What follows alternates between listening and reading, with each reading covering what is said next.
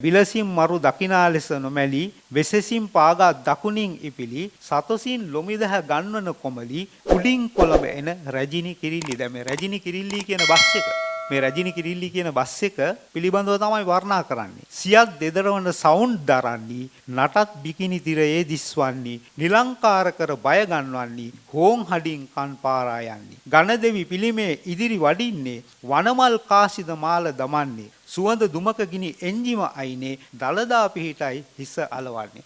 දැන් මේ වගේ කවිවල අපිට පේන එක පැත්තකින් මේ ගුත්තිල කවි වගේ කවිවල තියෙන මේ භාෂාව කොහොමද ගත්තේ කියලා. තව පැත්තකින් අර වදන් කවි පොත වගේ ඝන දෙවි කෝවිල පිරිබඩලන්නේ ඒ භාෂාව කොහොමද මේ ඉතා මනවින් අනික මේ ඒ කවිය පුරාම විදග්ධ භාෂාවක් නෙමෙයි තියෙන්නේ. විදග්ධ භාෂාවක් ගත්තේ නැහැ බස් එක චිත්‍රණය කරන්නට. බස් එකේ ගහලා තියෙන්නේ නැහැ විදග්ධ භාෂාවක්. බස් එකේ රියදුරු මහත්තයා අහන්නේ නැහැ විදග්ධ භාෂාවේ තියෙන ගීත. කොන්දොස්තර මහත්තයා අහන්නේ නැහැ විදග්ධ භාෂාවේ තියෙන ගීත.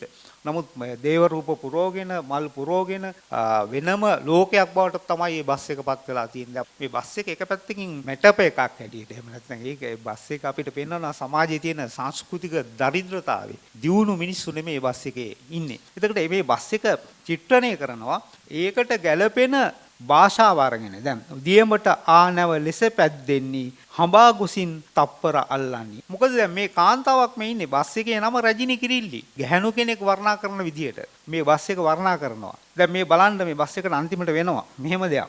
බදා මහසෙනග ලේවිසුලාය විදා සිරුර දිවි බේරායාය. දසිස් දනා ඈ හට දොස් කීය කිසිත් නොදන්ටිට අවමන් වීය. මේ විදිහ මේ බස් එක සුණු විසුණු වෙනවා, බස් එක පෙරලෙනවා, යොමා ලෙසින් ඈ දරදඬු හයිය, කමා කරත් මැරුවා නොපනීය, පමා වුණත් නැවතුම පෑහිය, වැඩි සුණු විසුණු විය මල් යාය. මේ විදිහට මේ බස් එක අනතුරු වෙන හැටි මම හිතන්නේ මේ මෑත කාලයේ බස් අනතුරට කලින් මේ කවිය ලියන්න ඇති. නමුත් මේ සමකාලීන සමාජ අත්දැකීම් කොහොමද කවියට ගොඩනගන්නේ කියන කාරණාව හරි වැදගත්.